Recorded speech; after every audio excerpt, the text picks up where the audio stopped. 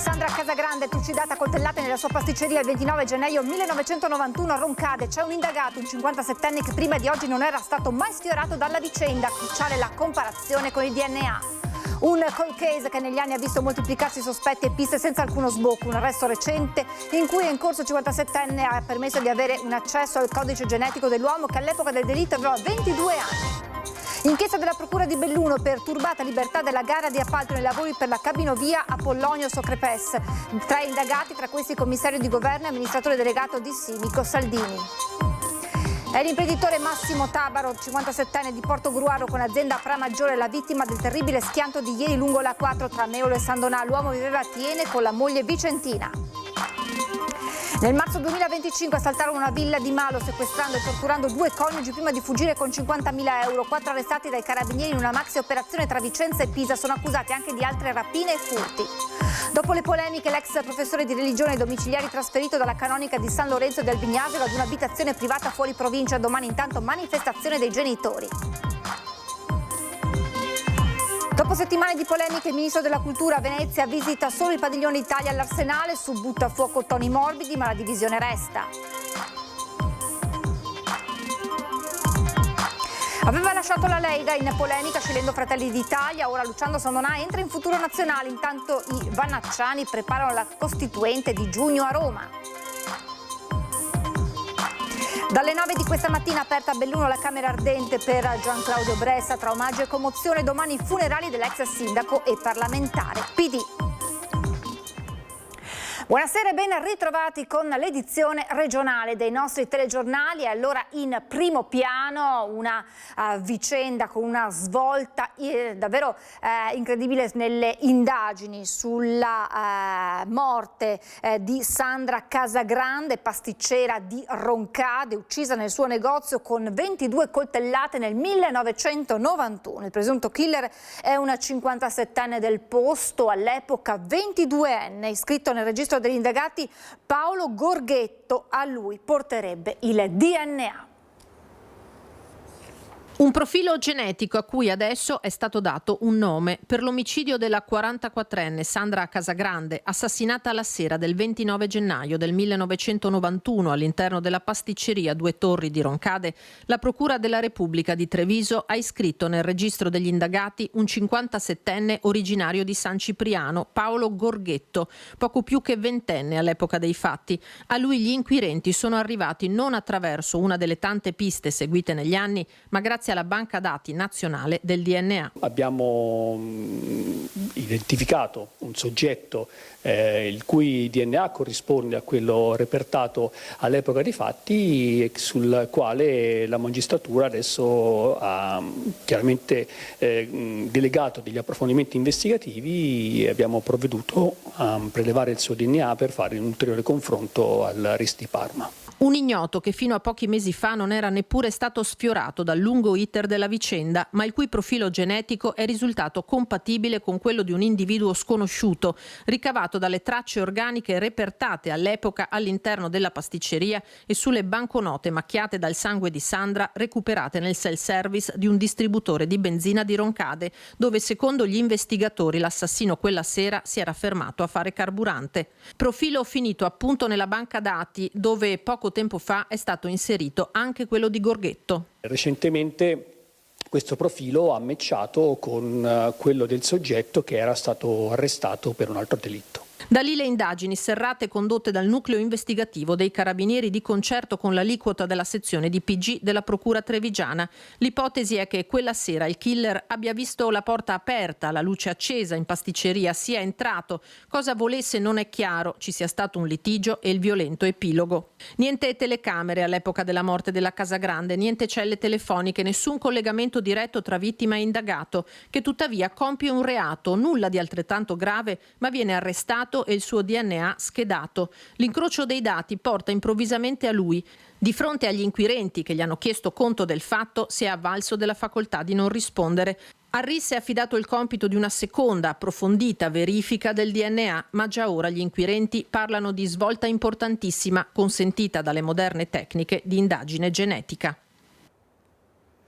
Il delitto una sera di gennaio, poi 35 anni di indagini tra archiviazioni e nuove piste che non hanno dato esito. E allora ripercorriamo l'omicidio di Sandra Casagrande e il successivo lavoro degli inquirenti, ora ad una possibile svolta. Stordita con una bottigliata in testa, in bocca un pezzo di tessuto, un reggitende per non farla gridare, 22 coltellate tra il collo e lo sterno, una delle quali inferta con così tanta violenza da spezzare la lama rimasta conficcata nel petto, il seno nudo coperto infine con una vestaglia, il pavimento parzialmente ripulito dal sangue con il maglione della vittima poi ritrovato su una panchina. È questa la scena che si presenta la sera del 29 gennaio 1991 ai primi che entrano nella pasticceria di via Roma a Roncade, dove Sandra Casagrande, 44 anni, giace ormai senza vita. Nel negozio sopra il quale la donna, vedova da 11 anni dopo il suicidio del marito Luciano Vio, abita, un vassoio di paste che stava preparando. Chi e perché abbia riversato quel martedì la propria furia cieca sulla 44enne non è stato dato finora di sapere. Spigliata, avvenente, subito si fa strada la pista passionale. La lista è di una decina di sospettati tra le province di Treviso e Venezia. Perquisizioni, acquisizione di testimonianze, un clima ostile e omertoso, così lo descrive l'ex procuratore di Treviso Antonio Fogliadelli. Sospettato ma mai formalmente indagato l'allora maresciallo dei carabinieri Giuseppe Gentile, morto nel 2021, mentre accertamenti formali vengono svolti nei confronti di un impiegato comunale e di un commerciante. Finisce con delle archiviazioni, il responsabile rimane senza nome. Nel 2009 la procura di Treviso riapre il caso. Da 3 banconote da 10.000 lire macchiate di sangue rinvenute nel distributore di benzina self-service di Biancade di Roncade, dove l'assassino si è fermato a fare benzina, ci sono il DNA di Sandra e tracce organiche di un altro soggetto. L'esame genetico scagiona tutti quelli che fin lì sono stati sospettati. A gennaio 2010, alla trasmissione Chi l'ha visto, una telefonata anonima accusa un uomo in divisa molto influente che la sera del delitto era in pasticceria con le tante persone accorse sul luogo dell'omicidio. L'attenzione torna sull'ex comandante Gentile, ma per l'allora procuratore Michele Dalla Costa non ci sono elementi tali da riavviare le indagini. Ora, a distanza di 35 anni, la vera svolta, gli inquirenti hanno in mano un DNA che coincide con quello collegato al delitto e quel DNA ora ha un'identità. Valanga giudiziaria sui giochi Milano-Cortina, inchiesta della procura di Belluno per turbata libertà della gara d'appalto dei lavori per la cabinovia Apollonio Socrepes. Tra al momento gli indagati, tra questi il commissario di governo e amministratore delegato di Simico Fabio Saldini. Società, infrastrutture e ministero sicuri che siano state rispettate tutte le regole. Raffica di perquisizioni, sequestri di documenti personali e societari, inquirenti e consulenti tecnici al lavoro per rafforzare quello che viene definito un solido compendio probatorio nel frattempo già acquisito nei confronti di 3 persone al momento formalmente indagate, tra queste il numero 1 di Simico Fabio Massimo Saldini. La procura di Belluno accende il faro sull'affidamento dei lavori della cabinovia Apollonio Socrepes a Cortina e il reato ipotizzato è di turbata libertà della gara di appalto dell'opera affidata direttamente alla Graffer SRL da Simico, che in precedenza aveva annullato la gara a seguito della diffusione di notizie relative all'interessamento di 2 colossi del settore, Leitner e Doppelmayr. Dall'alba sono state disposte perquisizioni in 5 città italiane: Roma, sede legale di Simico, Milano e Brescia, sedi della Graffer SRL, Napoli e Cortina, alla ricerca di prove che confermino quanto peraltro già acquisito a carico della committente e dell'esecutrice dei lavori, che opera in associazione temporanea di impresa con la bellunese Dolomiti Strade e Eco Edile di Bergamo. Ufficiali di polizia giudiziaria della squadra mobile di Belluno e del servizio centrale operativo della Polizia di Stato di Roma hanno acquisito materiale che sarà esaminato nei prossimi giorni. L'ipotesi investigativa dei magistrati bellunesi concerne la possibile sussistenza di condotte che, grazie ad accordi collusivi o comunque tramite attività fraudolente, si legge nella nota del capo della procura bellunese Massimo De Bortoli, hanno deliberatamente favorito la Graffer SRL nell'assegnazione dei lavori a discapito di altre ditte interessate, con la consapevolezza che i tempi a disposizione non sarebbero stati compatibili con la messa in funzione dell'impianto entro l'inizio dei Giochi Olimpici. Sulla Pollonio Socrepes, per ora incompiuta, pende un'altra inchiesta penale della Procura di Belluno a seguito di un esposto per disastro e frana colposi presentato dai legali dei residenti della frazione di Lacedel, mentre all'attenzione della Corte dei Conti la richiesta di verifica della correttezza delle procedure e dei possibili danni erariali per la realizzazione dell'opera, i cui costi sono lievitati da 23 a 35 milioni di euro. Dalla nascita del progetto di finanza alla decisione di separare cabinovie e parcheggio fino alle gare annullate e all'inchiesta della Procura, la cronistoria dell'Apollonio Socrepes attraversata da polemiche, ricorsi e accelerazioni. L'impianto funiverario non risolve il problema delle Olimpiadi, quindi non è mai stato fatto per le Olimpiadi, è stato fatto per garantire alle persone, turisti che arrivano a Cortina, di poter salire sulle piste da sci senza utilizzare l'autovettura privata. Abbiamo tentato di farlo per le Olimpiadi, si è dimostrato un progetto molto più complesso di quello che si era immaginato fino a un certo punto, non per le ragioni geologiche, invece la geologia è ampiamente controllata. Raccontava così Fabio Massimo Saldini al nostro direttore Luigi Bacialli nell'intervista di bilancio post Giochi Invernali 2026. Un progetto, quello per l'Apollonio Socrepes, nato come un unico intervento di partenariato pubblico-privato per creare un sistema integrato di mobilità a Cortina d'Ampezzo in vista delle Olimpiadi 2026. Cabinovia, parcheggio interrato e people mover. A febbraio 2025 Simico decide però di rimodulare il progetto separando l'intervento in più stralci funzionali. La priorità diventa la cabinovia, considerata indispensabile per garantire i collegamenti verso l'area delle Tofane durante i giochi. Simico subentra ai privati e accelera l'iter pubblico dell'opera. Pochi mesi dopo emerge il primo nodo sugli appalti. Simico annulla la pregara e la procedura viene rifatta da zero. A luglio l'affidamento diretto dei lavori all'ATI, composta da Graffer, Dolomiti Strade e Ecoedile, fa saltare la mosca al naso ai cronisti. La Graffer non è l'originale trentina dei pionieri degli impianti di risalita che nel 1956 costruirono gli impianti per le Olimpiadi di Cortina, ma la società di Sergio Lima, che ne ha inglobato marchi, brevetti, stampi e che mai prima d'ora, per bocca dello stesso patron ai microfoni di Report, ha costruito una cabinovia, ne ha la tecnologia adeguata per la quale si affida alla turca Anadolu Teleferic. Nel frattempo aumentano contestazioni e dubbi, soprattutto sotto il profilo ambientale dell'opera. Ansfisa, l'autorità ministeriale, non ha mai rilasciato l'autorizzazione all'apertura dell'impianto al pubblico esercizio, strategico per le Olimpiadi, che non è mai entrato in funzione. Alla notizia dell'inchiesta della Procura di Belluno, la richiesta della deputata di EVS Luana Zanella è perentoria. Credo che a questo punto l'amministratore delegato, commissario straordinario, direttore generale della Simico debba dare le dimissioni. Si sapeva benissimo che sarebbe stato impossibile finirla prima delle Olimpiadi. A questo punto aspettiamo che la magistratura faccia il suo percorso, ma per quanto ci riguarda il sospetto che qualcosa di veramente grave sia accaduto è stato da noi stessi in più occasioni denunciato. Si chiamava Massimo Tabaro ed era un manager che viveva tra Tiene e il Porto Gruarese, la persona che ha perso la vita nel drammatico incidente lungo la A4. Si chiamava Massimo Tabaro e aveva 57 anni. Sono state necessarie alcune ore prima che venisse identificato come l'uomo che ha perso la vita nel drammatico incidente avvenuto sulla A4, all'altezza dello svincolo di San Donà in direzione Trieste.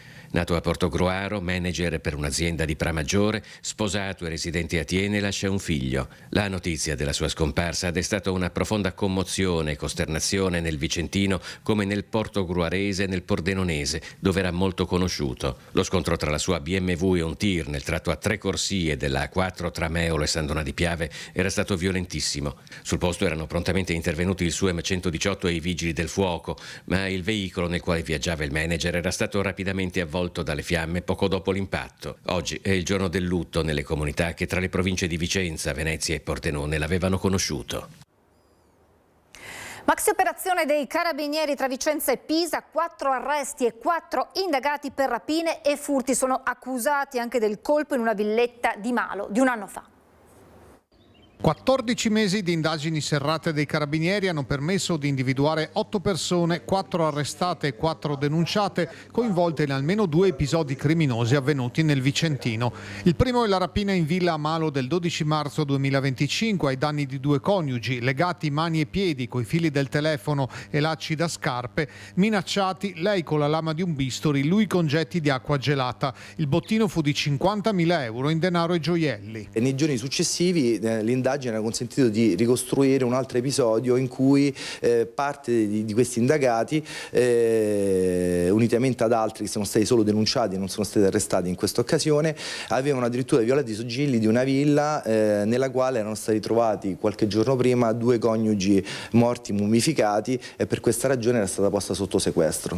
Si trattava di Marco Steffenoni e Maria Teresa Nizzola, i cui cadaveri erano stati trovati proprio in quei giorni di marzo. Gli arrestati, tutti membri di famiglie di origine Sinti, 3 italiani e un balcanico fra i 30 e i 38 anni, sono stati arrestati nelle loro dimore, abitazioni private e un campo rom, e sono in carcere tra Pisa e Vicenza. Al San Pio X c'è un uomo di Torre Belvicino che per i 2 casi al centro delle indagini ha avuto un ruolo ben preciso. Il soggetto indagato della provincia di Vicenza è ritenuto essere il basista, che ha fornito supporto logistico e quindi anche un supporto nell'individuazione delle vittime che poi sono state effettivamente rapinate in maniera particolarmente violenta e aggressiva. La vasta operazione dei carabinieri, coordinati dalla Procura di Vicenza, ha impegnato più di 100 agenti, coinvolgendo anche reparti speciali e unità cinofile. La banda era molto ben organizzata. In questo caso abbiamo accertato che da fuori provincia arrivano con alcune macchine veloci, poi hanno rubato delle targhe, sostituiscono la targa per cercare di non essere visti né presi, e poi vanno via. Il sodalizio criminale utilizzava anche documenti falsi e schede telefoniche intestate a prestanome stranieri. Con l'esecuzione dell'ordinanza sicuramente non si concludono le indagini. Nessun evento che accade sul territorio passa inosservato, anzi al contrario, l'Arma dei Carabinieri non cede di un passo rispetto alla tutela delle comunità che ci sono affidate.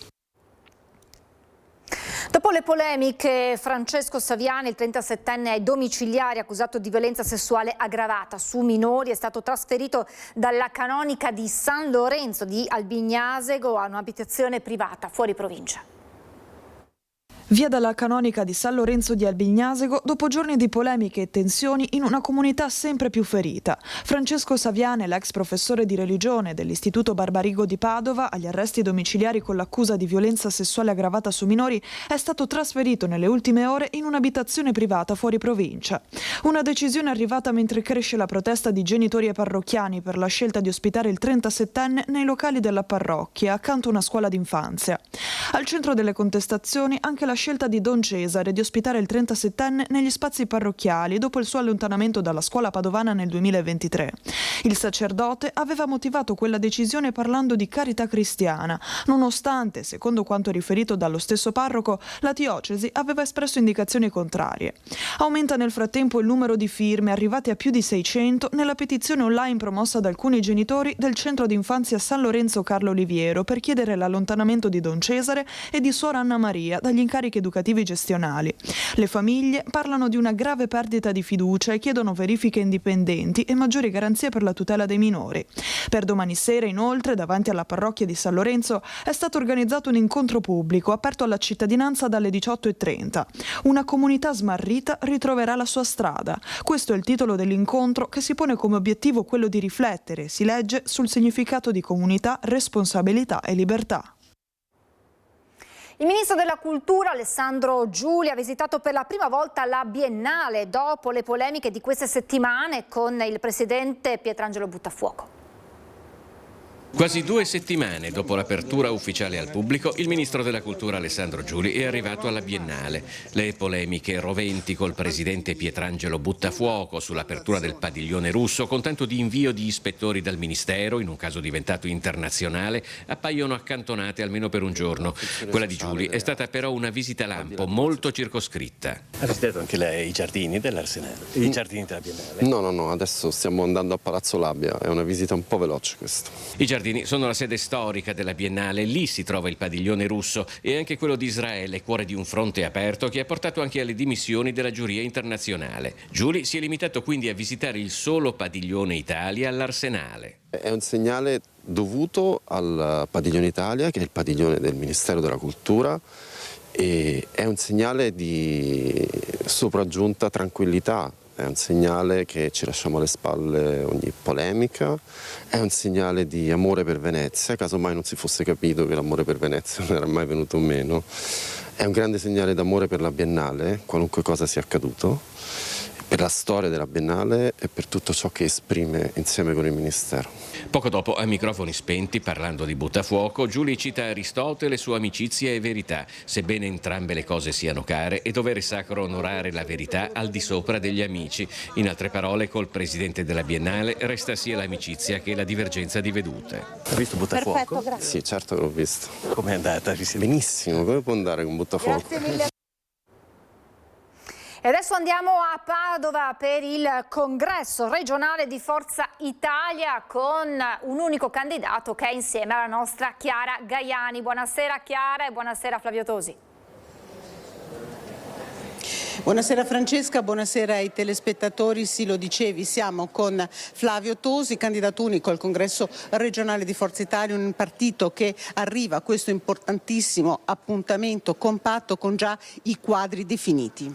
Sì, perché di fatto si va in continuità, al di là di Flavio Tosi, i 4 vice segretari, che sono il vice segretario vicario Roberta Toffanin, l'onorevole Cortellazzo, il consigliere regionale Maltauro e Gianluca Forcolì.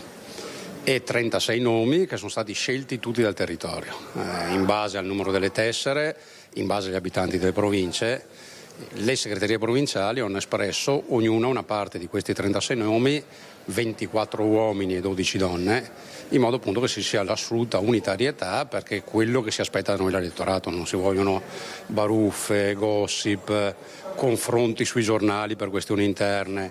All'elettore interessa che Forza Italia a livello locale, a livello regionale e a livello nazionale lavori per il territorio, faccia proposte e trovi soluzioni. Ecco, all'appuntamento sarà presente il senatore Gasparri, che peraltro è già arrivato e poi ve lo faremo anche sentire, un partito che riparte da qui, da questo congresso regionale in Veneto. È stata una volontà giusta del nostro segretario, di Antonio Tajani, che dice che giustamente i partiti per essere tali devono avere gli iscritti, devono avere le sezioni comunali, le sezioni provinciali, le sezioni regionali. Con questo congresso, come Antonio per primo, è stato eletto da un congresso nazionale. In Forza Italia hanno parecchi decenni che non si facevano i congressi e Antonio Tajani giustamente ha detto: se vogliamo essere un partito vero si devono fare i congressi, meglio se unitari, perché questo dimostra compattezza anche verso l'esterno. Ecco, gli appuntamenti importanti sono sicuramente le elezioni nazionali e poi il Veneto l'anno prossimo. Adesso c'è Venezia, poi abbiamo Padova, abbiamo Verona, insomma c'è tanta carne al fuoco. Sì, l'anno prossimo ci sono anche Belluno, Chioggia, parlando di grandi città. E dopo tanti altri comuni, tantissime città in Italia, perché ci sono grandi capoluoghi che vanno al voto l'anno prossimo, ci sono le elezioni politiche e quindi avere un partito che in Veneto, che comunque è una delle più grandi ed importanti regioni d'Italia, che lavora compatto e unito verso queste scadenze è importante, perché alle elezioni europee raccogliemmo quasi il 9%, in Veneto il 10% a livello nazionale. E questo è un buon viatico. Se poi arriverà una legge elettorale, come speriamo, che abbia 2 caratteristiche: la governabilità, perché comunque se tu prevedi un premio di maggioranza per chi arriva primo governa, e quindi c'è una certezza sia alla Camera che al Senato di governare, e il proporzionale come base, e col proporzionale ognuno in ogni regione, in base alla sua forza, al suo radicamento e in base ai candidati e alle candidate che mette in campo, raccoglie il consenso, e quindi è il sistema più giusto e più equo. Bene, allora io ringrazio Flavio Tosi per essere stato con noi. Adesso tra pochi minuti si aprono i lavori del congresso, ci sarà l'acclamazione, anche buon lavoro come segretario di Forza Italia. Ringrazio per la collaborazione tecnica il collega Andrea Benetti. Francesca, la linea può tornare a te. Grazie Chiara, grazie a Flavio Tosi, buon lavoro ad entrambi. Continuiamo con la politica. Non era stato ricandidato dalla Lega, aveva scelto di correre per le regionali di novembre con Fratelli d'Italia. Luciano Sandonà, che ha comunicato nelle ultime ore di aver aderito a Futuro Nazionale di Vannacci. Addio Lega, addio Fratelli d'Italia. Luciano Sandonà, ex consigliere regionale leghista di Fede Zaiana, ha scelto di entrare in Futuro Nazionale, il partito fondato dal generale Roberto Vannacci. Un movimento nuovo che parla ai giovani, che parla in maniera diversa, in maniera libera, concreta, che va dritto alle problematiche del nostro tempo, che sono l'immigrazione, la sicurezza nelle città, la tutela delle forze dell'ordine, il mondo del lavoro, una visione nuova, prima che ce la vedano e ce la troviamo, diciamo, come negli ultimi tempi della politica dell'energia, frutto comunque di scelte politiche sbagliate, soprattutto a livello europeo, scelte politiche che ci hanno vincolato e che vincono il nostro paese in politiche assurde. Consigliere regionale per 2 mandati, Sandonà aveva sbattuto la porta della Lega dopo la mancata ricandidatura, tentando a novembre la corsa a Palazzo Ferrofini con Fratelli d'Italia. La Lega attuale, questo è il suo commento. Non voglio entrare in dinamiche proprie della Lega, però evidentemente si è perso un po' la bussola, si è persa un po' la direzione, insomma, e il partito è un po', insomma, in queste condizioni, ma lo sappiamo bene, abbiamo visto anche le ultime dichiarazioni anche di esponenti importanti che, ricordo, hanno fatto la storia, hanno dato serietà, concretezza a un certo tipo di progetto che è quello che abbiamo portato avanti negli ultimi 10 anni in Consiglio regionale. Ecco, ricordo l'amico e collega Alberto Villanova che ha gestito il gruppo per 5 anni in maniera, direi, egregia, portando avanti tutto quello che erano le politiche, diciamo, regionali e del Presidente Zaia. Nel frattempo Futuro Nazionale, in vista dell'Assemblea Costituente che si terrà a Roma il 13-14 giugno, si sta organizzando anche nel Padovano. Il 22 maggio, quindi venerdì alle ore 19, nel comune di Vigo d'Arzeri, in Piazza Unità d'Italia, ci sarà un evento dove saranno degli ospiti importanti come l'ex consigliere regionale Sandonà, il consigliere regionale Valdegamberi e anche il responsabile del Nord-Est di Futuro Nazionale, che è Guido Giacometti. Si è aperta stamattina alle 9 alla casa funeraria Dedea Gelisio di Belluno la Camera Ardente, dove riposa l'ex parlamentare ed ex sindaco di Belluno Gian Claudio Bressa, morto improvvisamente lunedì notte nella sua casa di Firenze. La Camera Ardente sarà aperta anche domani dalle 9 alle 12, prima dell'ultimo solenne saluto domani in cattedrale alle 16. È davvero tutto, vi lascio ora alla sigla delle previsioni del tempo, grazie per essere con noi, buona serata.